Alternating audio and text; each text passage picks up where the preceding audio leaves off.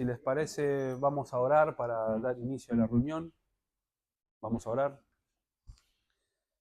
Señor, te damos muchas gracias por este domingo, Señor, por poder estar juntos, por poder congregarnos, Señor, para escuchar tu palabra y adorar tu nombre, Señor. Te damos gracias. Pedimos que bendigas, Señor, esta reunión, que bendigas esta enseñanza, Señor, y la predicación de la próxima reunión. Pedimos que seas tú, Señor, quien hable y que nos estés guiando, Señor, a Cristo y que nos guíe, Señor. Rogamos que tu palabra, Señor, nos transforme cada día más a la imagen de tu Hijo.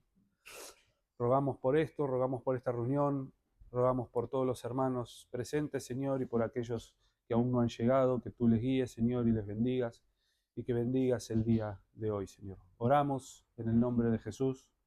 Amén. Bueno, voy a pedirle que me acompañen a Mateo capítulo 5. Vamos a leer los versículos del 38 al 42. Versículos del 38 al 42. Y desde hace varios domingos nosotros venimos estudiando el Sermón del Monte en la escuela dominical y a esta altura ya se nota cierto patrón en las palabras del Señor. Después de las bienaventuranzas nosotros podemos ver una y otra vez la misma estructura que usa el Señor de oísteis que fue dicho, pero yo os digo. Y esta repetición continua no es solamente un recurso literario, sino que es una confrontación directa con las creencias populares de la gente en aquella época. Cristo está mostrando que el problema no era la ley de Dios, ni que tuviese algún defecto la ley de Dios, sino que el corazón del hombre y la interpretación religiosa habían deformado la ley y la habían acomodado a su conveniencia. Y habían desviado o apartado los mandamientos del Señor de la intención real de Dios al dar esos mandamientos. Y en los casos que ya vimos de la ira, el adulterio, los juramentos, el divorcio, se nota con claridad cómo el Señor toma una interpretación meramente externa, superficial, podríamos decir quizás cumplidora, y la derrumba por completo. Jesús no rebaja el estándar de Dios, sino que lo profundiza. Él nos enseña que el pecado no es un asunto ni comienza con el hecho o cuando uno decide llevar a cabo, sino que comienza en el corazón. El pecado no es cuando el hecho se consuma, sino que comienza en el corazón. El pecado comienza cuando el deseo, la intención, el resentimiento, la codicia se alojan en el corazón. Es decir, que el pecado, según todo lo que hemos visto hasta ahora, es un asunto del corazón. Y por lo tanto, la justicia que Dios demanda no se reduce a una lista de prohibiciones, sino a hacer delante de Dios lo que su ley describe.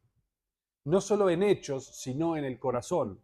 Uno no solo debe ser perfecto en su manera de actuar, sino en su interior.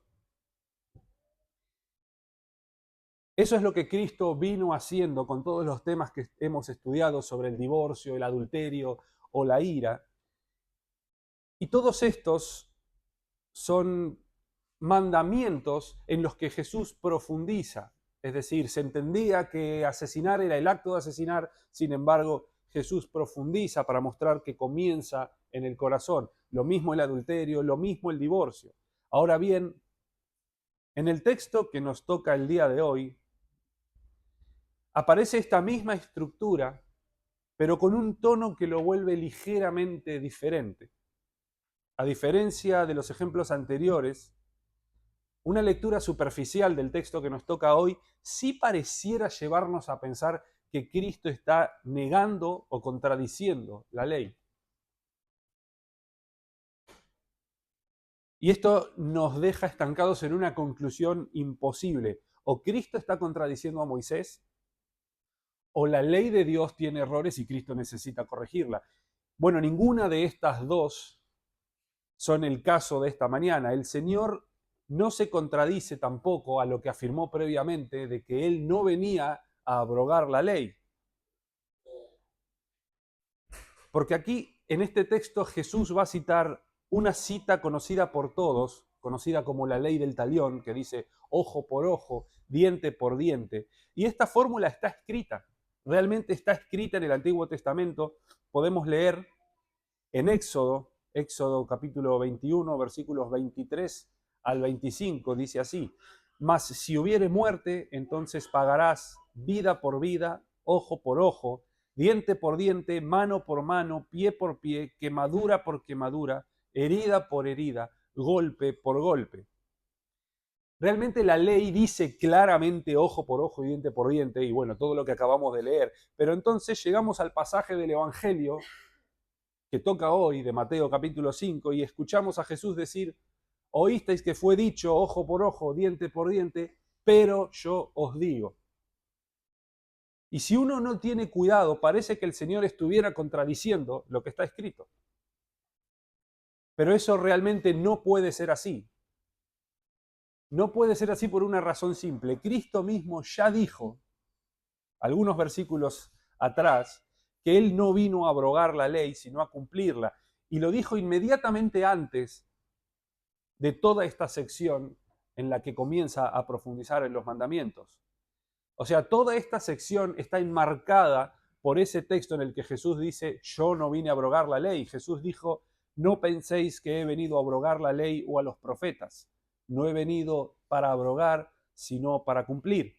Porque de cierto os digo que hasta que pasen el cielo y la tierra, ni una jota ni una tilde pasará de la ley hasta que todo se haya cumplido. Entonces, la pregunta es: si Jesús no vino a anular la ley y la ley no tiene errores, ¿qué está pasando en este texto? Como dijimos, todos los textos anteriores sobre el adulterio, el asesinato, Jesús profundiza para llegar al corazón. Sin embargo, en este texto pareciera abiertamente estar diciendo lo contrario a lo que está escrito en el Antiguo Testamento. Bueno, la respuesta es que el Señor no está negando la ley en sí misma, sino un uso torcido de la ley, que estaba siendo usado por una mala interpretación de la ley en aquel contexto. Esto es importante, no alcanza con que una frase o un concepto esté en la Biblia, sino que también es necesario entender para qué fue dado, en qué contexto fue dado y cuál era la manera y cómo debía aplicarse. Porque si no hacemos este trabajo de investigación, de entender por qué está escrito, para qué fue escrito y cuál era la intención de Dios al dejarlo escrito, podemos caer en cualquier tipo de errores, de herejías o incluso de interpretaciones totalmente descabelladas. A modo de ejemplo, sé que no tiene nada que ver con esto, pero recuerdo que he conocido mucha gente que no profundizaba mucho en el estudio de la Biblia por aquel texto en 2 Corintios que dice la letra mata. Entonces ellos decían: sí, hay que estudiarla, pero no tanto, porque la letra mata. Y esto es un concepto totalmente erróneo, totalmente contrario a la palabra de Dios. Sin embargo, no profundizar nos lleva a este tipo de interpretaciones.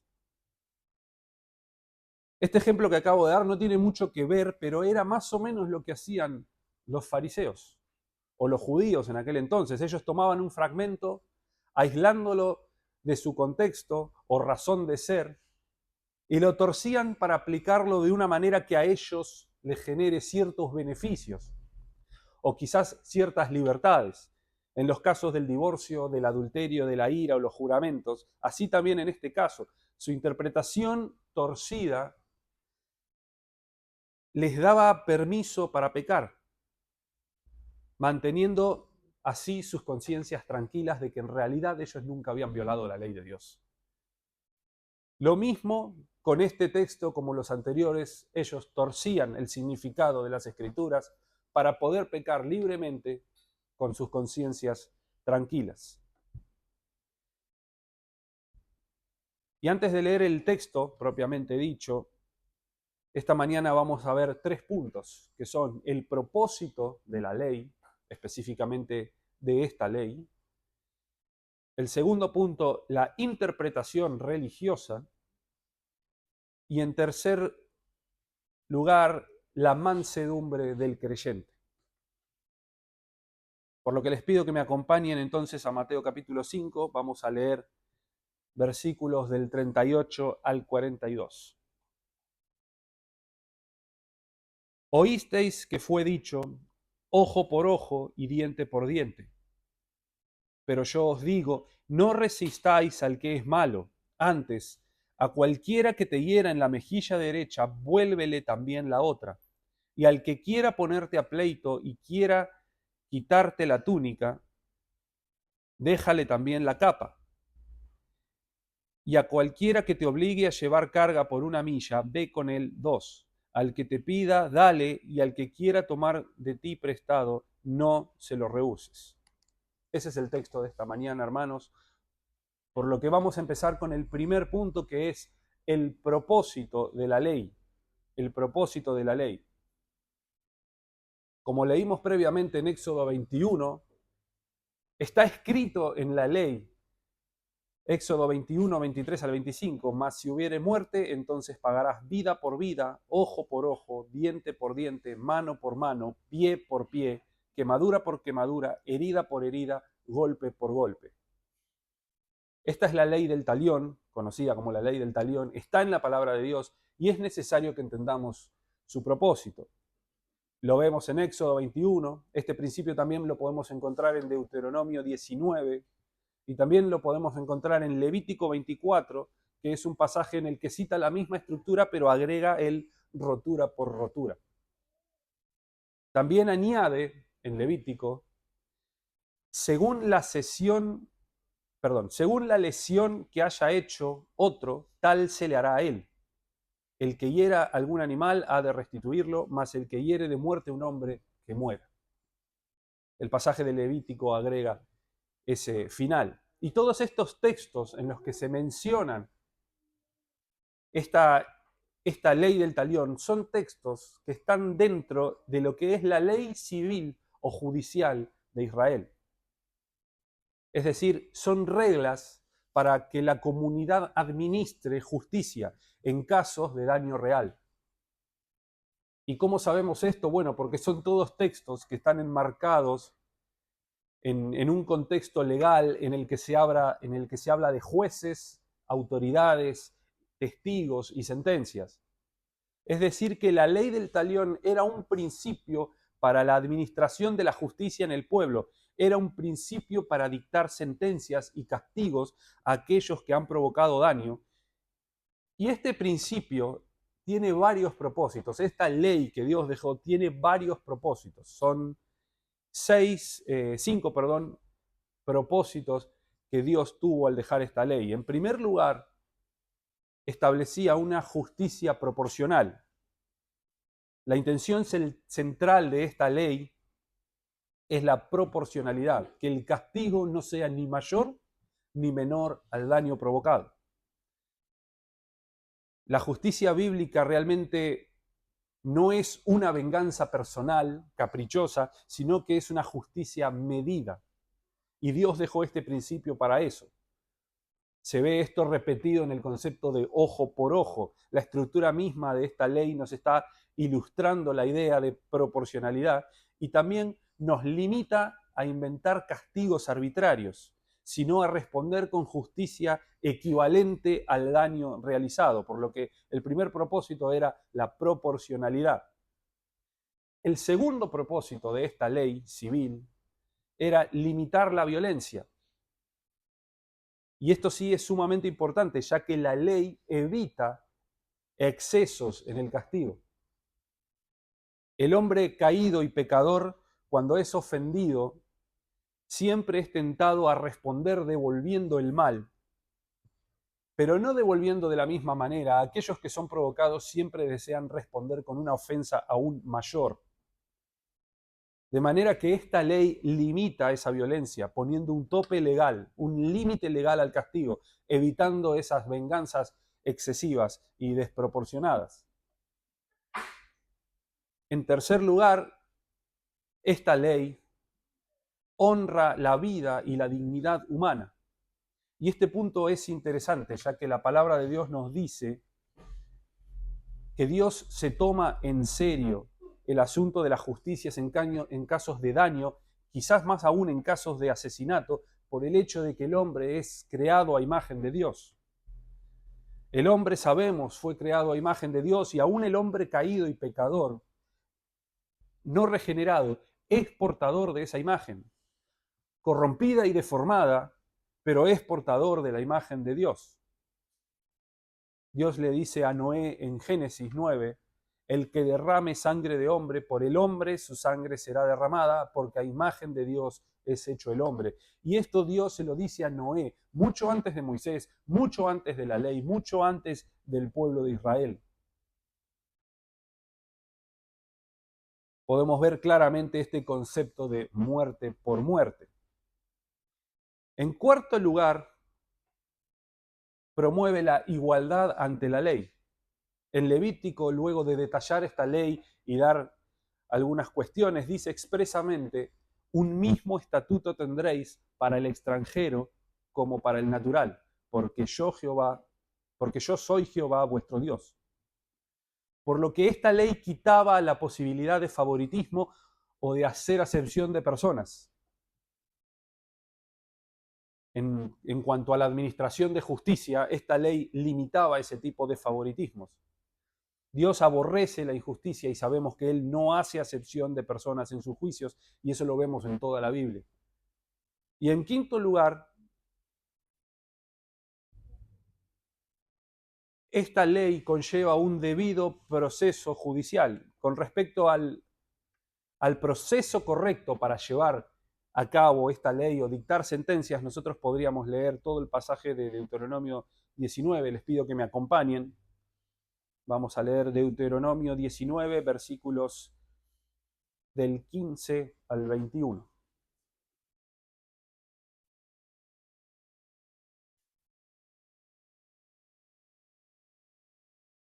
Deuteronomio 19, versículos del 15 al 21. Dice así: no se tomará en cuenta a un solo testigo contra ninguno en cualquier delito ni en cualquier pecado, en relación con cualquiera ofensa cometida. Solo por el testimonio de 2 o 3 testigos se mantendrá la acusación. Cuando se levante testigo falso contra alguno para testificar contra él, entonces los 2 litigantes se presentarán delante de Jehová y delante de los sacerdotes y de los jueces que hubiere en aquellos días. Y los jueces inquirán bien, y si aquel testigo resultase falso y hubiere acusado falsamente a su hermano, entonces haréis a él como él pensó hacer a su hermano, y quitarás el mal del medio de ti. Y los que quedaren oirán y temerán, y no volverán a hacer más una maldad semejante en medio de ti, y no le compadecerás, vida por vida, ojo por ojo, diente por diente, mano por mano, pie por pie. Hasta ahí con la lectura. Bueno, en este texto podemos ver quizás más claramente lo que es el contexto judicial de esta ley. Vemos jueces, autoridades, testigos, y vemos un correcto proceso para tomar el testimonio y para dictar sentencias. Y este texto nos lleva al último propósito de esta ley, que es el de disminuir el delito. El texto que leímos en Deuteronomio 19 dice claramente: y los que quedaren oirán y temerán, y no volverán a hacer más una maldad semejante en medio de ti. Y si bien este texto está hablando en realidad de los testigos falsos específicamente, el principio se extiende y puede ser entendido de esta forma: cuando alguien es justamente castigado por su transgresión, servirá de ejemplo a los demás para que teman y no vuelvan a cometer cosas semejantes.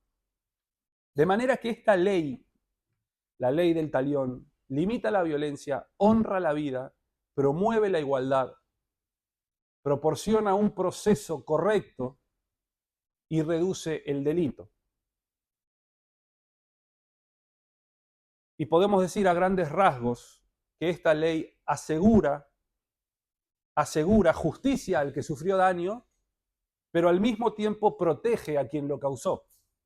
Asegura un justo y proporcional castigo a quien causó el daño, pero al mismo tiempo lo protege de excesos de violencia por parte del que fue ofendido.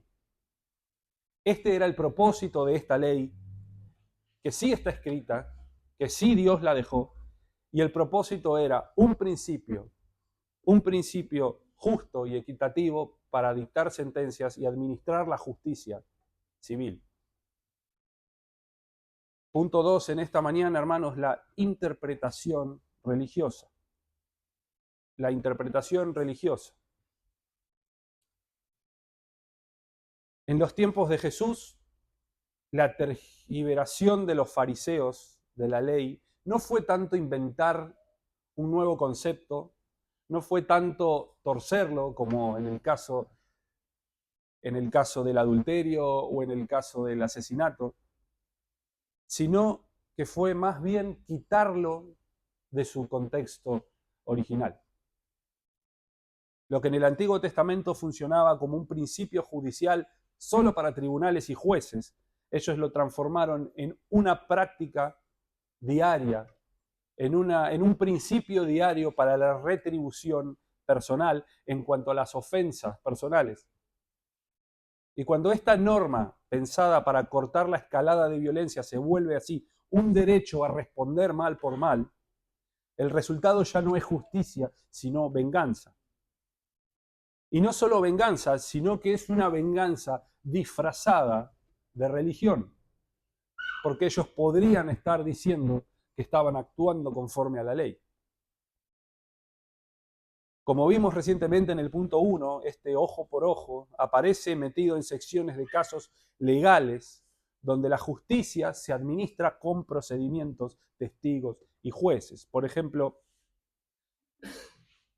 en el mismo bloque donde aparece ojo por ojo, el texto habla de multas y de decisiones establecidas por la autoridad, como en el caso de Éxodo 21. Dice literalmente, pagará como los jueces lo determinen.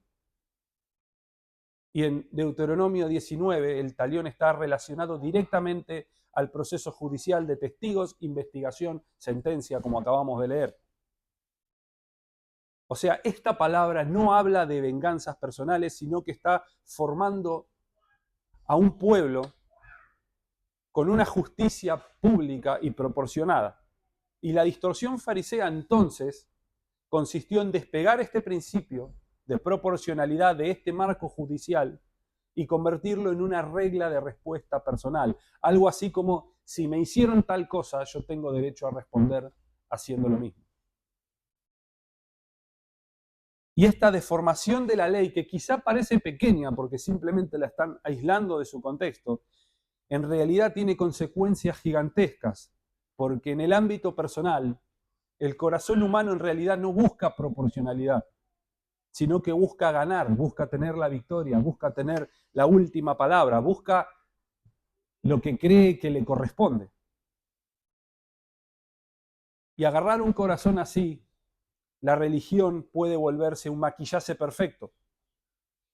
Porque el fariseo podría decir, sin inquietarse su conciencia, que devuelve mal por mal, pero está actuando conforme a la ley.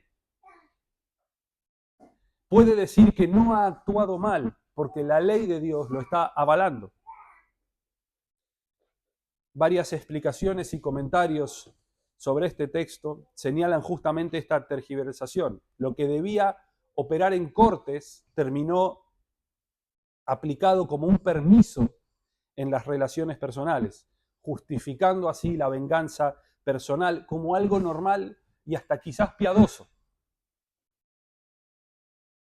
¿Y cómo se veía esta interpretación o esta tergiversación en la vida real? Bueno, nosotros en el pasaje de Mateo que acabamos de leer, nos da algunos indicios porque Jesús responde a esto dando ejemplos cotidianos. Él no da ejemplos de casos judiciales, sino que da ejemplos de casos cotidianos. Por ejemplo, una bofetada en la mejilla, recorrer una segunda milla. Es decir, que el ojo por ojo estaba siendo oído o entendido por sus oyentes como una especie de principio general para manejar los agravios diarios. realmente las personas en este contexto estaban acostumbradas a devolver conforme les habían hecho, estaban acostumbradas a pagar mal por mal, y esto era visto como algo bueno, algo conforme a la ley de Dios, y siempre y cuando uno no se exceda en el mal, devolver el mal recibido era correcto. Y ya habiendo profundizado un poco quizás en lo que significaba esta ley o cuál era la intención de Dios con esta ley y en lo que interpretaban los judíos, en aquel contexto, podemos ver que en realidad esta mala interpretación encaja perfectamente con las otras malas interpretaciones que hemos estado estudiando sobre el adulterio, el divorcio, la ira y los juramentos. En otras palabras, el hombre puede actuar conforme a su corazón caído desee. El hombre caído puede actuar conforme a su corazón caído desee, pero sintiéndose bien, con una conciencia tranquila, de que en realidad no está quebrantando la ley de Dios.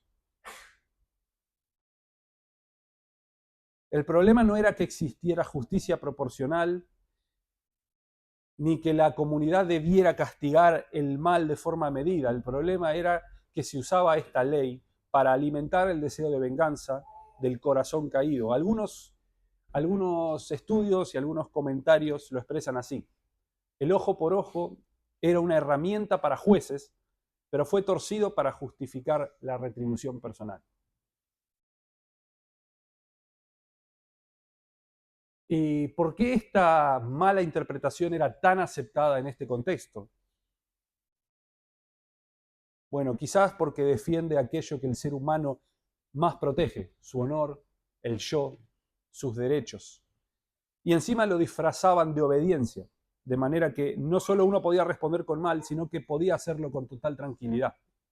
Por lo que los judíos no estaban negando la ley, sino que la estaban acomodando a su antojo, a su conveniencia, para tener libertades y para poder realmente hacer lo que ellos quisieran.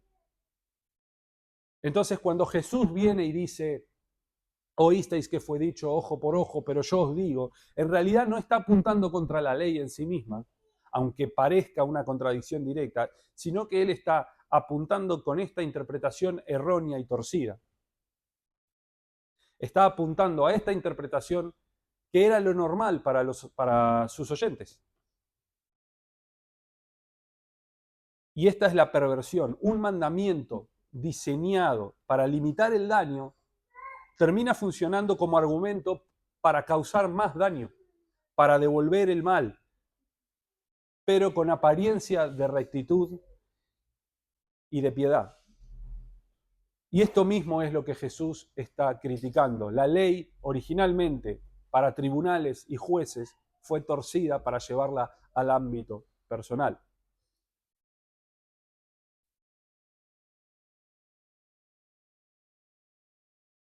Por lo que me lleva esto al último punto, tercer punto en esta mañana, la mansedumbre del creyente.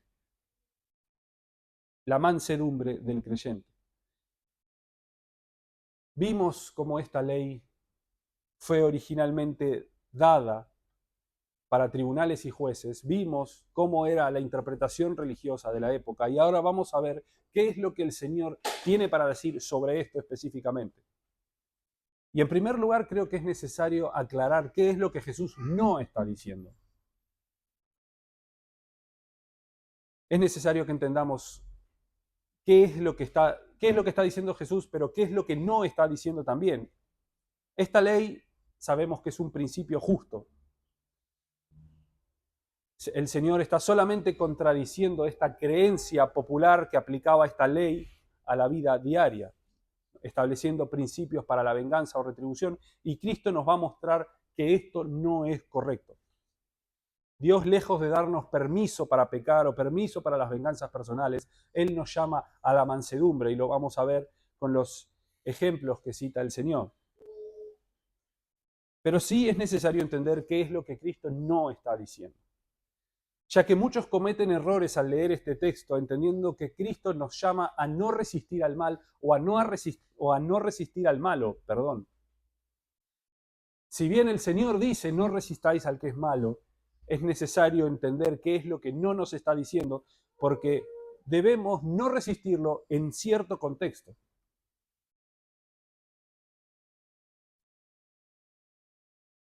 Jesús en este pasaje está refutando la interpretación farisea y prohíbe la venganza personal, pero Él no nos está diciendo en absoluto que una persona no deba tomar posición contra el mal o que debamos dejar que el mal siga su curso. Por ejemplo, vemos en Santiago capítulo 4, versículo 7, nos dice, resistid al diablo y huirá de vosotros.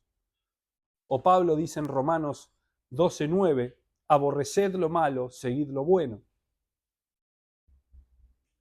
Mismo en Mateo capítulo 21, versículo 12, dice, y entró Jesús en el templo de Dios y echó fuera a todos los que vendían y compraban en el templo y volcó las mesas de los cambistas y las sillas de los que vendían palomas. Vemos claramente en estos textos que se nos llama a resistir al diablo, a aborrecer lo malo, o incluso vemos a Jesús resistiendo a aquellos que estaban comerciando en el templo, a los cambistas y a los comerciantes.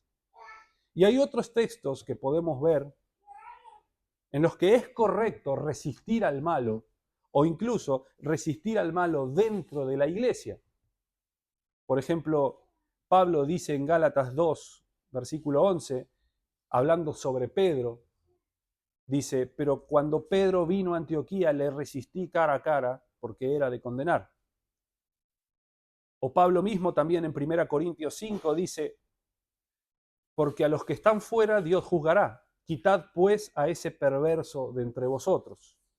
Y nosotros vemos en estos textos, primero a Pablo resistiendo a Pedro, luego de que éste tuviera una conducta reprobable junto a los judaizantes. Y también vemos a Pablo escribiendo a los corintios, instruyéndolos a que debían expulsar de la iglesia a uno que había cometido inmoralidad. Por lo que es claro en la Biblia que sí debemos resistir la maldad. Debemos resistir al diablo, debemos resistir a la tentación, debemos resistir a la maldad, debemos luchar contra ella en la iglesia. Y en lo que refiere a la maldad entre los miembros de la iglesia, confrontar, animar, exhortar, y todos también conocemos los procesos de disciplina.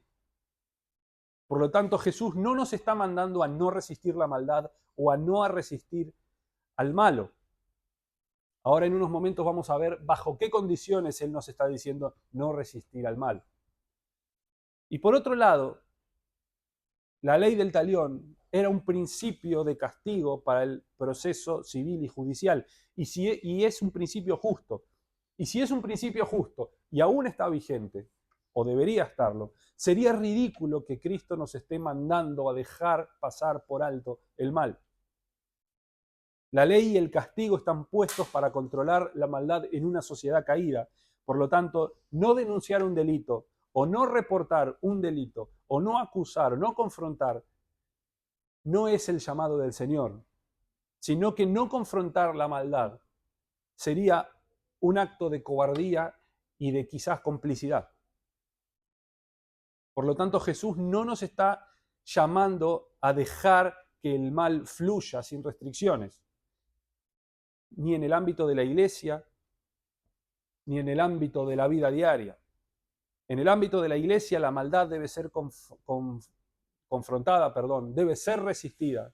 Y si aplica el caso, proceder al proceso de disciplina. Y en el ámbito de lo legal, la maldad debe ser denunciada a las autoridades civiles. Y entonces, teniendo todo esto en mente, podemos preguntarnos qué es exactamente lo que está diciendo el Señor.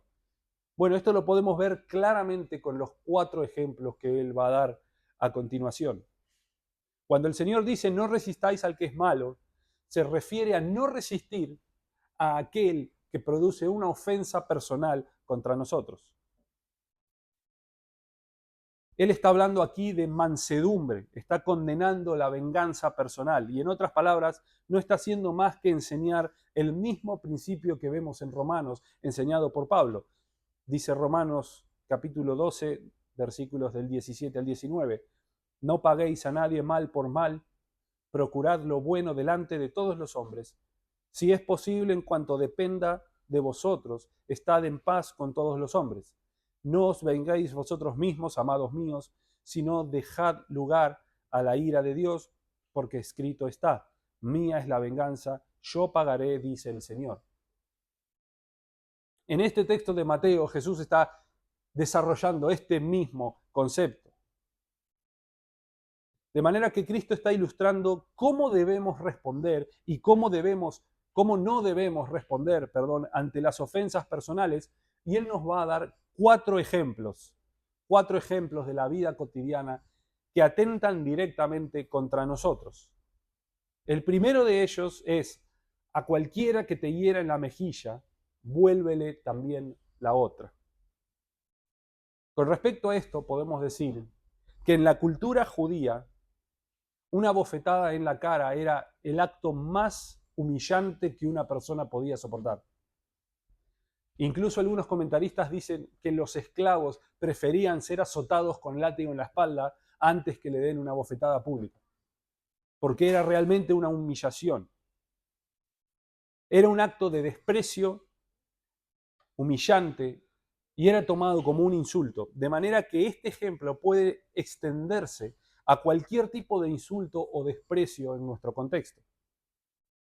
Cuando nos insultan, nos desprecian, nos calumnian o nos tienen en poco, puede ser comparable a una bofetada en la mejilla en este contexto judío. Y bueno, entonces, ¿qué significa volverle también la otra? Bueno, el Señor no nos está diciendo realmente que tenemos que buscar más desprecios o buscar más insultos, sino está más bien hablando de lo que no debemos hacer en ese momento. Es decir, si somos despreciados o si somos insultados, no debemos responder con insulto y desprecio. Este espíritu de mansedumbre es característico de los ciudadanos del reino, de aquellos que son regenerados. Por lo tanto, si uno actúa de esta forma, con mansedumbre, no hará falta buscar más desprecios o insultos, sino que pronto será víctima nuevamente de desprecios o insultos. Y esto es lo que significa volver la otra mejilla. No devolver el mal recibido. No devolver el desprecio, no devolver el insulto, sino actuar con mansedumbre. Y esto hará que te hieran también la otra. El segundo ejemplo que pone el Señor es: y al que quiera ponerte a pleito y quitarte la túnica, déjale también la capa. En Éxodo capítulo 22 nosotros podemos ver que hay algunas estipulaciones sobre las deudas, y una de ellas decía que el deudor podía entregar la túnica como garantía en caso de deuda. Y en la cultura judía, la mayoría de las personas tenían solamente una o dos túnicas y una sola capa. Y la capa era realmente importante, porque también era utilizada para protegerse del frío en la noche y muchos la usaban también para dormir.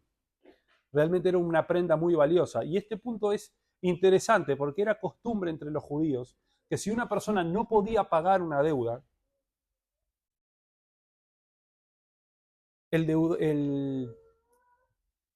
podía entregar la túnica en garantía y el tribunal podía exigirle la túnica, pero no podía exigirle la capa.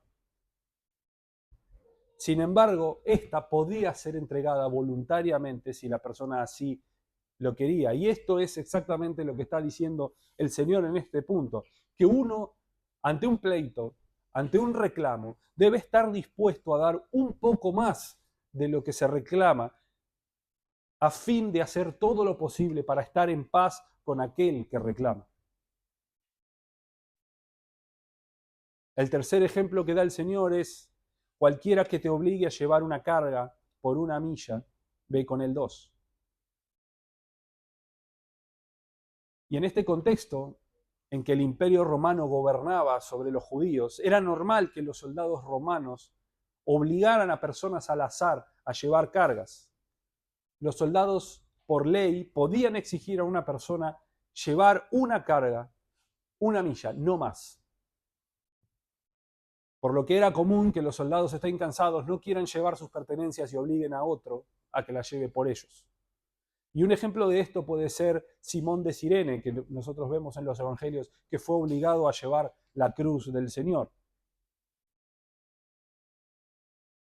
Y en este tercer ejemplo que da el Señor, es importante que entendamos que los judíos odiaban a los romanos.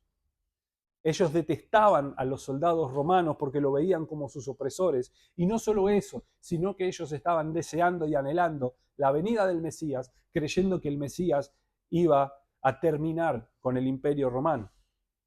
Sin embargo, Jesús dice que si un soldado les obliga a llevar una carga por una milla, la actitud del verdadero ciudadano del reino debe ser de ir más de lo pedido, más de lo requerido, por amor y por consideración a quien lo pide. En este punto Él nos está mandando a dar más de lo requerido por amor. Y el cuarto ejemplo que pone el Señor es: al que te pida, dale, y al que quiera tomar de ti prestado, no se lo rehuses. Y este último punto está relacionado directamente con aquellos que padecen necesidad. Es importante entender que Cristo no nos está mandando a ser negligentes con nuestros recursos, ni nos está mandando a atender los pedidos y los caprichos de las personas que puedan venir a reclamar cualquier tipo de cosa. Esto no es así. Pero es necesario entender que en aquella época era normal que los fariseos, por ejemplo, se enriquecieran a expensas de los demás. Ellos, de hecho, tenían sus artimañas para evitar ayudar económicamente incluso a sus padres.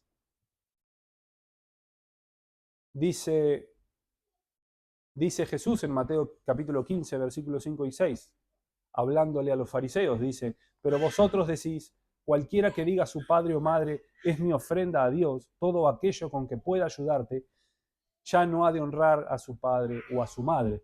Ellos hacían estas cosas con el fin de no ayudar económicamente a quien lo necesitaba. Por lo que el Señor responde a esto diciendo que ante la necesidad real de un hermano, uno debe dar y uno nunca debe negar la ayuda. Realmente Él está diciendo que nunca se niegue la ayuda. Vemos en estos 4 ejemplos entonces que el Señor no está hablando ni negando una ley civil, que es un principio justo, sino que está atacando la idea de la venganza personal. Y para terminar, estos 4 ejemplos que nos da el Señor nos muestran el corazón del verdadero creyente. Volver la otra mejilla, que es actuar con mansedumbre ante el insulto o el desprecio. Dar la capa es dar de más a fin de estar en paz con quien reclame. Recorrer la segunda milla es dar de más por amor y por consideración a quien lo demanda. Y dar y no rehusar ayuda es el ser generoso ante las necesidades de los demás. Y a mí se me ocurren en este punto miles de ejemplos que podríamos pensar de estas cosas en el día de hoy. Por ejemplo, desprecio por parte de la familia, reclamos injustos o exigencias que van más allá del deber en el trabajo. O la necesidad de aquellos que quizás no fueron buenos con nosotros en el pasado. Pero ante todos estos casos, el creyente verdadero debe responder y deberá actuar con mansedumbre y con amor. Como dice Pablo en Romanos, si es posible, en cuanto dependa de vosotros, estar en paz con todos los hombres. Y yo, leyendo todas estas cosas, me pregunto, ¿cómo puede el creyente amar así?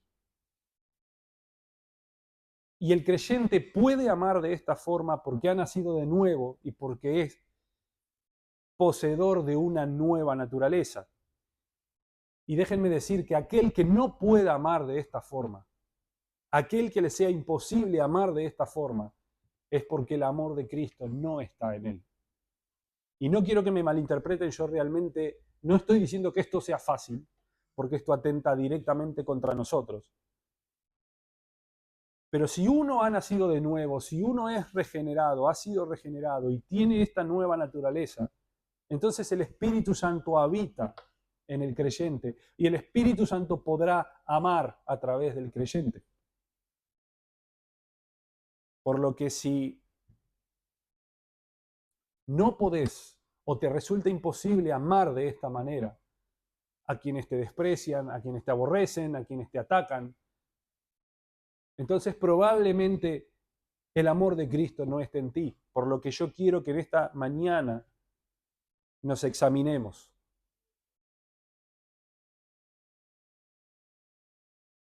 Y una cosa más que me preguntaba mientras leía este texto es, aquellos que sí somos regenerados y aquellos que sí tenemos el amor de Cristo en nosotros, ¿cómo podemos amar al mundo si no nos amamos así entre nosotros?